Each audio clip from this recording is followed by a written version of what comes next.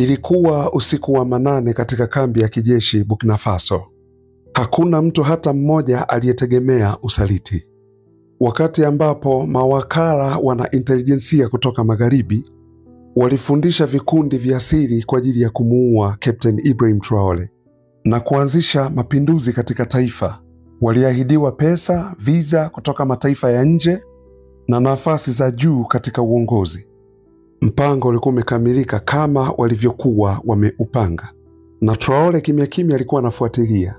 Alitega mtego akisubiri basi waingie, na asubuhi yake nyuso za wasaliti zingekuwa zimebadilika kabisa. Jioni moja ndani ya Wagadugu kuna kitu kilikuwa kinaenda kutokea. Ilikuwa ni kilomita chache tu kutoka ikulu ya rais. Watu wanne wakiwa wamevaa sare za kijeshi walikutana nyuma ya ikulu. Sauti zao hazikuwa juu, zilikuwa za chini, za kunong'ona. "Vipi, umeleta hiyo dokumenti?" akauliza bwana mmoja mrefu, huku macho yake yakiangaza mtaani akiwa na umakini wa hali ya juu sana. Na mmoja wao ambaye ana cheo cha ukapteni akavuta faili vijembamba kutoka mfukoni. "Ziara za rais na itifaki zote za ulinzi vyote viko hapa, na ziara yake ya kaskazini mwa nchi ndani ya siku 3, na itakuwa na ulinzi mdogo tu." "Na silaha je?" akauliza mmoja wapo, na huyo kapteni akamjibu, "Tayari zimeshaandaliwa. Ni silaha maalumu ambazo haziachi alama nyuma, kwa sababu yule jamaa wa Ufaransa alileta kila kitu alichokiahidi." Uso wa yule jamaa mrefu akatabasamu na akasema, "Pesa tayari tumeshaziweka kwenye akaunti zenu za Uswisi, na kiasi kilichobakia mtamaliziwa baada ya kazi kukamilika. Na pia mabadiliko ya utambulisho wa viza zenu kwa ajili ya familia zenu ziko tayari. Na kama mpango ukishindwa, basi ndege ya kuwapeleka Ufaransa iko tayari." Na jamaa mrefu akiangalia huku na huku akasema, "Hii safi, na tayari mpango tutaukamilisha huu." Huyu Traore anadhani yeye ni nani? Yaani anasimama kinyume na watu wa magharibi, halafu huku makampuni ya uchimbaji akiyapiga marufuku. Yaani hajajua tu kuwa alikuwa anajichimbia kaburi lake mwenyewe. Na kwenye kundi hilo bwana mmoja, Meja Konate, akaongea, "Mnadhani watatuamini? Je, watu wa magharibi watatunza ahadi zao kwa hiki tunachotaka kukifanya?" Wengine wakamwangalia na ukimya uliotawala. "Unamaanisha nini kusema hivyo?" Kapteni akauliza kwa ukali kidogo. "Unawaza sana?" Konate akasema, "Hapana, ninajaribu tu kufikiria. Kwa sababu watu wa magharibi sio waaminifu sana katika ahadi zao. Wanatutaka sisi tufanye hivyo. Na je, itakuwaje kama mpango ukifanikiwa? Je, hawatatufanyia kama walivyomfanyia Traore?" Na jamaa mrefu akamsimamia mbele hapo Konate akamwambia, "Kama una mashaka, basi ndio muda wenyewe wa kuongea. Kwa sababu kwenye pointi tuliofika hatuwezi kurudi nyuma kamwe." Konate akaitikia akamwambia, "Hakuna tatizo Meja, nilikuwa najaribu tu kufikiria." Baada ya hayo kapteni akawaambia, "Siku 3 zijazo kila mtu anajua nafasi yake, na mawasiliano yote yatafanyika kwenye secure channel." Hakuna mtu hata mmoja aliyekuwa anajua kuwa Meja Konate alikuwa na tape recorder ambayo alirekodi mazungumzo hayo yote waliokuwa wakiyazungumza.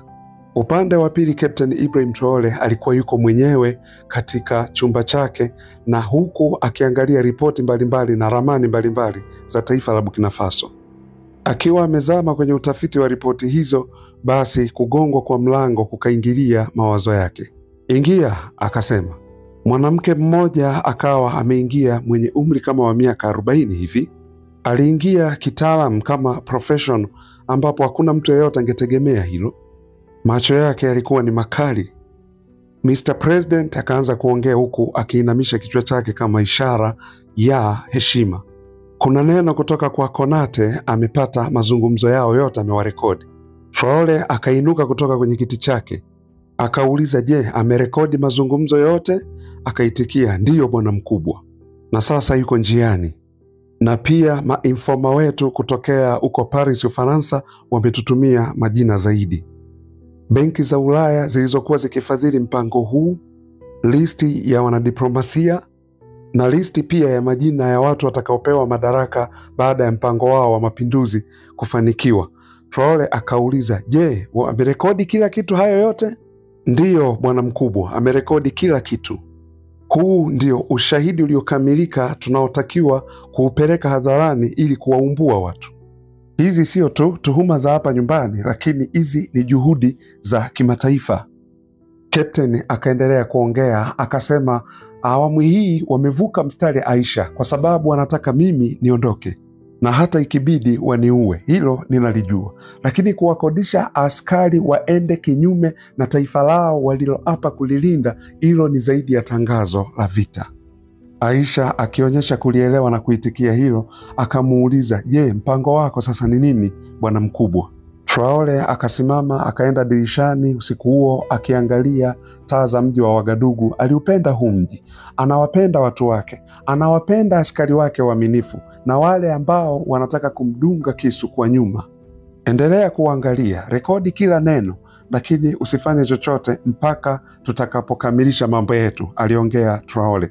Aisha akaitikia, bwana mkubwa, lakini tunajua ndani ya siku 3 ndio mpango wao upo hapo. Je, haitakuwa salama kuwakamata wote kwa sasa? Traore akajibu, kama tukiwaadhibu hawa wachache bila kujua watu walioko nyuma yao, na wale wa Ufaransa watakataa, na hili litatengeneza tu mitafaruku ya kidiplomasia kati ya taifa letu na wao. Tunahitaji ushahidi na tutawasubiri wao waanze, halafu hilo litaushangaza ulimwengu. Sasa zilipofika zile siku 3, basi askari 15 walikuwa wamewekwa katika eneo husika na vifaa vyao vya mawasiliano waliviseti kwenye secure channel ambayo ni ngumu mtu kuingilia ama kudukua. Walichokuwa wanakifikiria walijua ni secure channel, lakini nyuma ya pazia Kanali Diallo alikuwa anatoa maelekezo. Hii mission ni rahisi sana, simamisheni msafara na mtoeni kwa haraka Traore ndani ya gari, kimya kimya na kwa ufanisi wa hali ya juu. Na msafara tayari unakuja, na kwa sababu kutakuwa na bendera za magaidi, ulimwengu utajua Rais Traore ameuawa na haya makundi ya kigaidi. Na kapteni akaangalia saa yake akauliza, je, tunajua muda kamili ambao msafara utakuwa umefika? Diarra akaitikia, msafara huu nafikiri saa 2 asubuhi tayari utakuwa umefika, na kila mmoja akae katika nafasi yake. Konate naye akiwa anasikia na huku amekaa imara kabisa ili mtu asimshtukie, lakini tape recorder yake ameiweka sawa na simu yake ya mawasiliano imeunganishwa moja kwa moja kwenye Special Intelligence Unit ya Ibrahim Traore. Na baada ya hapo sauti kubwa ikasikika. Ilikuwa ni kama mtu aliyevaa buti za jeshi akiwa anakimbia. Hiki ni nini? Kanali alipaza sauti huku akikaribia silaha yake. Ilikuwa ni full equipped tactical team. Kwa haraka haraka sana waliingia ndani ya chumba huku silaha zikiwa zimeinuliwa juu, lakini hakuna hata mmoja aliyepiga risasi. Kila kitu kikiwa kimepangiliwa kwa ufanisi mkubwa, lakini kimya kimya. Hapo hapo mlipo, simameni, silaha zenu wekeni chini. Na kapteni akaanza kuchukua silaha yake, anataka kuanza kupambana. Konate akaenda haraka haraka akizuia ile silaha asifanye chochote. Usifanye hivyo, utafanya wote hapa tuuawe. Na kanali akapaza sauti, hii inamaanisha nini? Ninyi ni nani? Na kwa wakati huo Aisha akasogea, na sasa akasogea akiwa kumbe yeye ni chief wa intelijensia. Colonel Marcel Diarra, tunakukamata kwa makosa ya uhaini, mipango yako ya mauaji na kuwafanyia kazi mabeberu. Jambo hilo likawa linaendelea tena kwenye kambi zingine za kijeshi, kila mmoja akiwa anakamatwa waliokuwa kwenye mpango huo, wengi wakijisalimisha kwa mshangao. Wachache walipinga, wengine walikamatwa na pesa taslim ndani ya mabegi yao, wengine wakiwa na vifaa vya nje, simu ambazo zinatuma ujumbe kwa siri na silaha pamoja. Aisha akamwangalia Konate akamwambia, kazi nzuri Meja, nchi yako inajivunia wewe. Na Colonel Marcel Diarra kwa hasira akamwangalia Konate, wewe ni msaliti, umetuuza Konate akatikisa kichwa chake akamwambia, hapana Colonel, wewe ndiye msaliti. Mimi nimebaki mwaminifu kwa kile nilichoapa, nchi yangu na watu wangu. Ndani ya muda mfupi hali kawa imebadilika. Watu wasaliti 17 wakawa wameshakamatwa tayari. Na kitu cha kushangaza ambacho hakikutarajiwa kikaanza kutokea. Mtu mmoja baada ya mwingine wakaanza kukiri. Na kapteni katika chumba cha mahojiano alikuwa anatokwa na machozi. Nitawaambieni kila kitu, lakini naomba ahadi yenu kama mtanilinda. Ninawahakikishia mimi nilikuwa nafuata tu oda. Aisha akauliza, oda? Kutoka kwa nani hizo oda? Akaanza kuongea, kulikuwa na foreign agents. Hauoni hii ni ishu kubwa? Walisema wanataka mtu tu wa kubonyeza kifiatulio cha risasi. Wakatengeneza mpango, wakatupa pesa, wakatupatia mafunzo. Aisha akauliza, hao ni nani? Nataka majina yao, tarehe za vikao vyao na kila simu mliopiga. Wakati haya yakiendelea, rais akiwa amekaa Ikulu akauliza, vipi, ilikuwa mbaya kiasi gani? Huku akiuliza moja kwa moja kupitia simu. Ilikuwa mbaya kuliko tulivyotegemea mkuu, Aisha akajibu. Sio tu kikundi cha ma-agents. Huu ni mpango ulisukwa kweli kweli. Wana intelijensia kutoka mataifa matatu ya uko magharibi wako ndani ya mchezo huu. Tunaweza kufuatilia mawasiliano ni kutokea Ulaya, Marekani na kitu cha kushangaza zaidi, baadhi ya miji katika bara la Afrika. Traore akafikiri kwa muda akasema, je, ushahidi unalindwa? Aisha akajibu, kabisa bwana mkubwa, audio, video, email na miamara ya benki. Vyote vimerekodiwa bila mtu kulazimishwa wala kukiuka sheria yoyote ya haki za binadamu. Na vipi kuhusiana na hao mliowakamata? Akaambiwa kuwa hawa wanalindwa vizuri sana. Hataweza mtu yeyote kuwaua, kupoteza ushahidi au wao wenyewe kujiua, kwa sababu tumewaweka kwenye selo ambazo kuna kamera na kila kitu tuna monitor vizuri. Traore akauliza, ni watu wangapi ambao wanahusika na hili jambo? Aisha akamjibu, watu 6 tayari wameshaakili na wanaongea kila kitu. Na kwa kushangaa Traore akauliza, kwani watu wa magharibi walikuwa wamewaahidi nini? Akajibiwa, nyumba za starehe huko Ufaransa, akaunti za benki huko Uswisi, na uhakika wa visa kwa ajili ya familia zao, na fursa za elimu ya juu katika vyuo huko Marekani. Na Traore akamwambia Aisha, tulikuwa na bahati sana, bila Konate mambo yangekuwa yameharibika hapa, na hata sijui ingekuwaje. Aisha akamjibu, watu wako wanakupenda sana Mr. President, na lazima kunapotokea jambo kama hili, lazima kuna mmoja atabaki ni mwaminifu kwako. Sasa tutafanyaje? Akauliza raisi. Je, tutadili na hili jambo kama jambo tula hapa nyumbani, ama turuhusu na vyombo vingine vya magharibi na vyenyewe vije vione mgogoro uliokuwa hapa ndani? Aisha akajibu akasema, hapana bwana mkubwa, inabidi tucheze kote kote, kwa sababu hawa walikuwa wanatuchezea mchezo. Acha tuwaonyeshe kuwa ulimwengu wa magharibi hauwezi ukakataa hii michezo wanayoicheza huku. Mabeberu siku zote huwa wanaota na ndoto zao huwa zinatimia, na wanapotaka kufanya mapinduzi katika mataifa ya Afrika huwa wanafanikiwa. Sasa ni muda wetu wa kuonyesha kuwa hawakuwa sahihi katika hili. Kwa hiyo unataka hili swala liwe la kimataifa Aisha? Aisha akamwambia, ndio bwana mkubwa, tuonyeshe ushahidi wote wa audio recording, video recording, hizo akaunti za benki huko Uswisi, tuonyeshe na ahadi zote walizopewa za kupewa nyumba na familia zao kupata visa na kusomeshwa huko katika vyuo vya huko Marekani. Traore akafikiria kwa muda akasema, lakini unakumbuka watu wa magharibi wana nguvu sana na vyombo vyao vya habari, lazima wataipindisha tu hii habari. Aisha akasema, basi acha tuwatumie ujumbe ambao hawawezi wakaukataa kamwe. Kesho yake asubuhi katika mji wa Wagadugu, basi habari zikaanza kusambaa, habari ambazo hakuna mtu aliyeamini, na kila mmoja akawa na swali akiuliza, je, ni nini kilitokea? Raisi yuko salama? Je, mapinduzi yamefanikiwa? Na mmojawapo wa washauri wa karibu wa Traore akatangaza, waandishi wa habari wakaitwa ili waweze kupewa habari. Kama kawaida bwana, watu wana mapenzi na rais wao, raia na wao wakaanza kusogea. Na ilipofika saa 4 asubuhi, basi kuna jambo lilitokea ambalo hawakulitegemea, magari ya kijeshi. Haraka askari wakatoka wakiwa na silaha zao mkononi, na watu wakaanza kuangaliana kwa wasiwasi kidogo. Wengine wakaanza kuogopa wakitetemeka. Je, haya ni maonyesho ya mapinduzi yaliyotaka kufanyika au ndio yanafanyika sasa? Mwanamke mmoja kwenye umati ule akaanza kupiga kelele, angalia askari!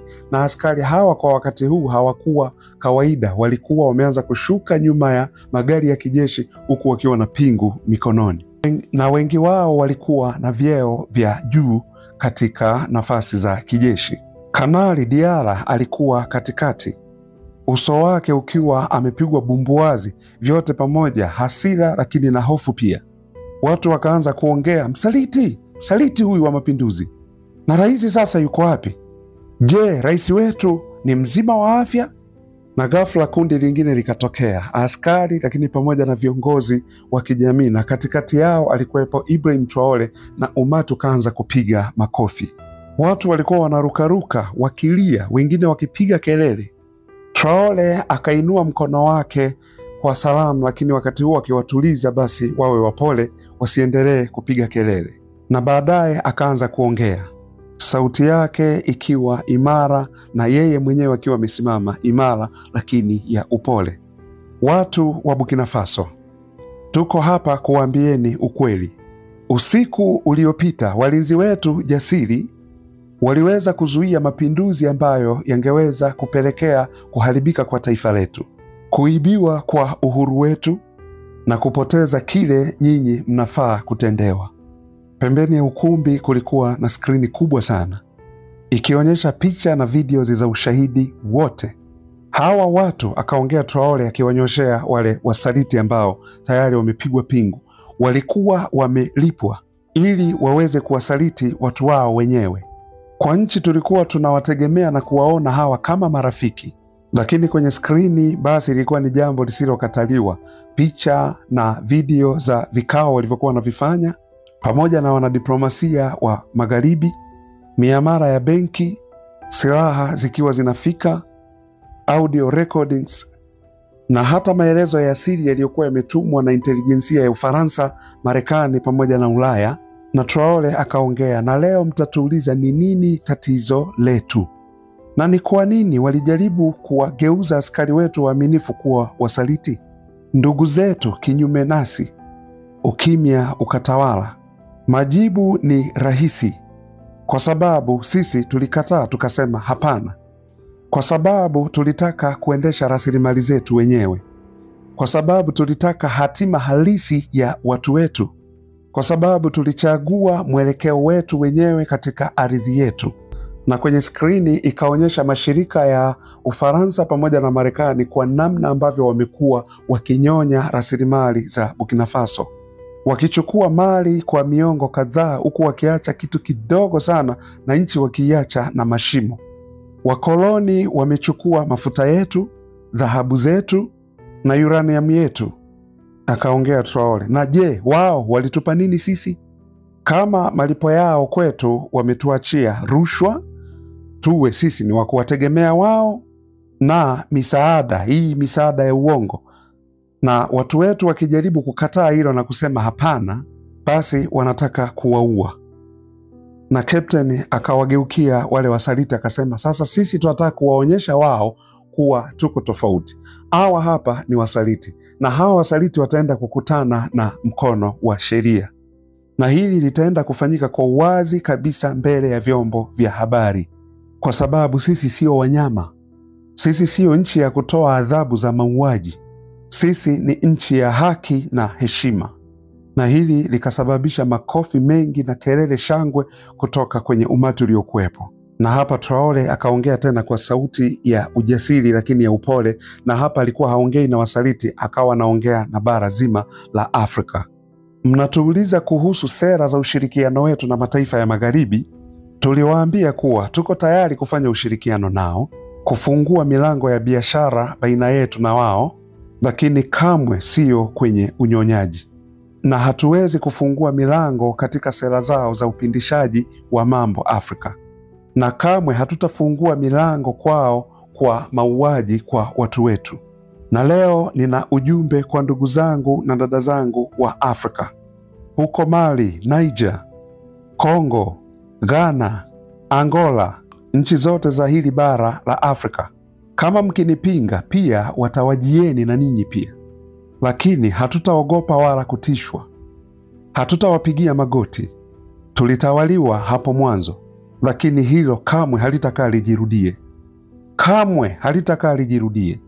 Watu wakashangilia sana sana waliokuwepo pale, lakini na ushahidi huu pia utapelekwa kwenye hizi mahakama za uhalifu wa kivita. Na baada ya hapo akaendelea kuongea, vijana wa Burkina Faso, nina ujumbe kwa ajili yenu. Kumbukeni mlichokiona leo. Kumbukeni ni namna gani watu wa magharibi wanaogopa nguvu tulionayo. Hatuhitaji kuwachukia, ila tunahitaji kuwaelewa kwa kina. Mataifa tajiri huko Ulaya yanaogopa tunapoamua kufanya maamuzi yetu wenyewe, yaani maamuzi yenu ndani ya ardhi yenu. Hii ndiyo nguvu yenu, kamwe msiisahau. Na baada ya hapo ushahidi huu ukaenda duniani kote, na vyombo vya habari vya magharibi vikajaribu kupindisha habari hiyo, wengine wakimuita Traore ni dikteta, wengine wakimuita huyu ni mpenda madaraka. Lakini jambo moja likabaki, ni kuwa ushahidi ambao ameuonyesha hauwezi ukaukataa, kwa sababu miamara ya benki ilionekana ilikuwa ni ukweli. Audio recordings usingeweza kuzikataa, sauti ni za kwao. Silaha zilikuwa ni halisi hata walipokamatwa nazo. Saini katika dokumenti zilikuwa ni halisi, ni za kwao. Kama kawaida ya mataifa ya magharibi wakaanza kukataa, na msemaji mmoja kutoka Marekani akasema kuwa hizi tuhuma ni nzito sana na hizi tutaendelea kuzichunguza, lakini basi wacha tukae tu hivyo. Lakini ukweli ni kuwa ushahidi ulikuwa uko wazi na wasingeweza kuukataa. Lakini Afrika mambo yalikuwa yako tofauti. Mfano kama Mali, huko Bamako vijana waliandamana wakisema sisi pia ni Traore, na huko Niger pia, ili likapelekea kuwa wakataka serikali yao iwe ya uhuru na uwazi zaidi, yani sheria itungwe, jambo lililokuwa liko inspired na sheria za Burkina Faso za mambo kuyaweka hadharani. Na Ghana pia wanafunzi wakaandamana, wanachuo pia wakaandamana pia vile katika kumuunga mkono Captain Ibrahim Traore. Na hata walikuwa wanarejelea sana hotuba za Ibrahim Traore, na wakitaka mataifa yote ya Afrika yawe kinyume kabisa na kuingiliwa kwa watu wa magharibi na sera zao kuingilia siasa za Afrika. Na hili lilikuwa ni lengo muhimu sana la Ibrahim Traore. Sio tu kuzuia mapinduzi yaliyotaka kutokea Burkina Faso, lakini kuliamsha bara zima la Afrika lijitambue, lijielewe wao ni nani, tuache kuingiliwa, rasilimali zetu zisinyonywe na mabeberu, na kuwa tunahitaji marafiki wa kufanya nao biashara, wawekezaji na sio wanyonyaji.